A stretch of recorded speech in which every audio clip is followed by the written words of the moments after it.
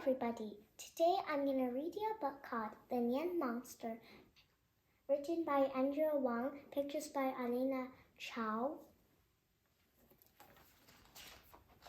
You can see that this book has words and letters written on it because it was signed by this author, Andrea Wang, and says, "For Coco, keep being brave and clever. Enjoy." I hope you enjoy this book. The Nian Monster.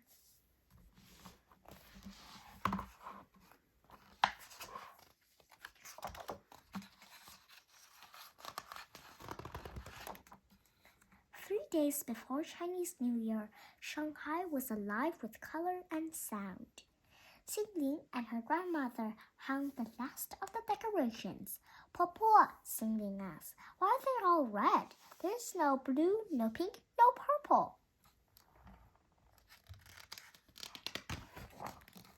"Long ago," Popo says, "the Nian monster lived in the mountains. His jaws were as wide as cannons. His teeth were sharper than swords.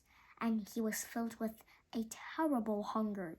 Each New Year, Nian ate whole villages." Xingling gasped. "What happened to him?" "Every monster has a weakness. Nian had three: loud sounds, fire, and color red. Our traditions have kept Nian away ever since," Popo smiled. "Now I must go buy more noodles. Watch the casserole for me."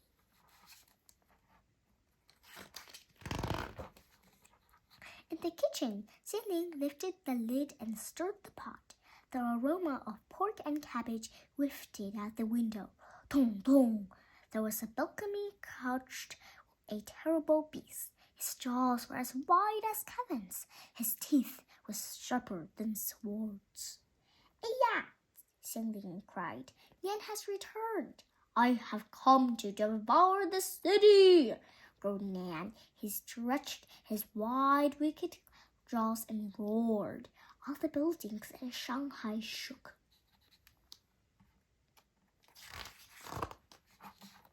Xingling pointed to the city below. "We have red banners, lanterns, gongs, and drums. Aren't you scared?" "Peh!" the monster spat.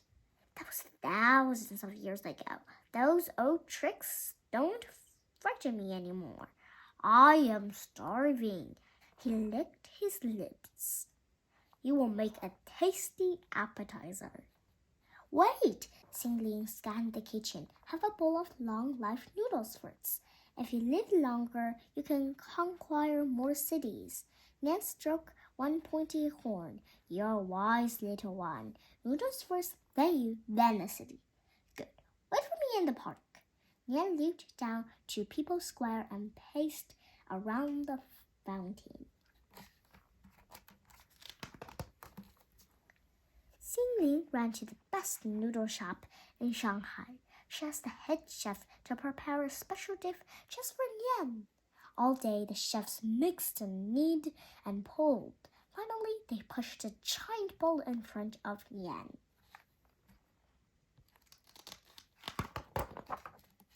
Nian slurped and slurped and slurped. "My stomach is too stuffed to eat more," he groaned. The chefs had made only one noodle, just one, the longest noodle in China. Nian belched. "We'll devour the city tomorrow." The next day, Nian glared down from the Jingmao Tower and stretched his wide-wicked jaws. "Wait!" Xingling yelled. "Eat fish first so you will have good fortune all year long." Nian flicked his forked tail. "You are wise, little one. Fish first, then you, then the city." "Good. Wait for me by the river." Nian bounded over to the Oriental Pearl Tower and circled the largest globe.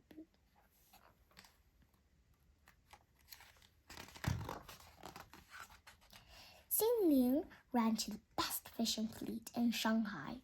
She asked the captain to catch a special kind of fish just for Nian. All day the fishermen bait and hooked and scaled.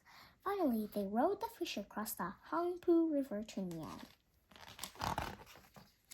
Nian gulped and gulped and gulped. The fishbone pricked and poked. My throat is too sore to eat more, he croaked. The fisherman had caught only one kind of fish, milkfish, the boniest fish in the sea. Nian coughed. I will devour the city tomorrow. In the morning, Nian prowled through your garden and stretched his wide-beaked jaws. Wait, said Xingling. Tonight is New Year's Eve. You need some rice cake to sweeten your future. Nian gnashed his jagged teeth. You're a wise little one. Rice cake first, then the city. Good. Wait for me at the tea house. Nian stalked across the zigzag bridge to the Huxingting tea house.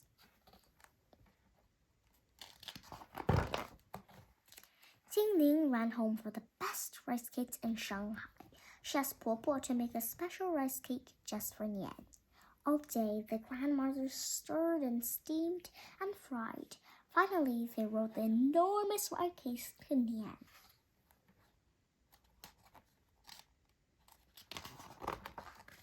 Nian chewed and chewed and chewed.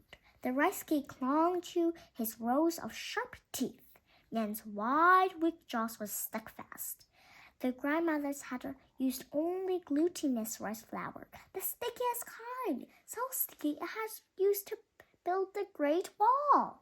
Nian rolled one monstrous yellow eye.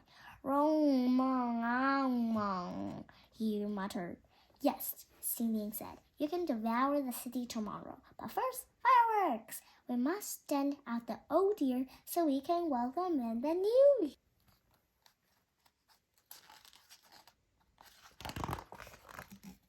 Xingling took Nian to the best place to see fireworks in Shanghai, the Bund. She asked the fireworks master to put on a special show just for Nian. She gave Nian the seat of honor. Sit here and watch.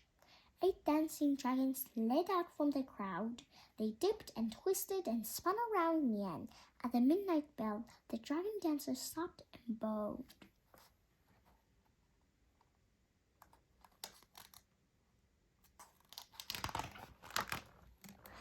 The fireworks master held a match the thick fuse. Goodbye, old year, Xingling waved. Goodbye, Nian. Nian threshed his mane and lashed his tail, but he couldn't stretch those wide-wicked jaws to blow out the flame. Pili-pala! Nian and the chair blasted into the air. The firework makers had built a spectacular firecracker. So spectacular, it was a rocket! Nian's claws tore a hole in the fabric of the sky. Just before he shot through, Nian shouted, I'll be back next year. Good, Xingling said. You haven't tried my dumplings yet.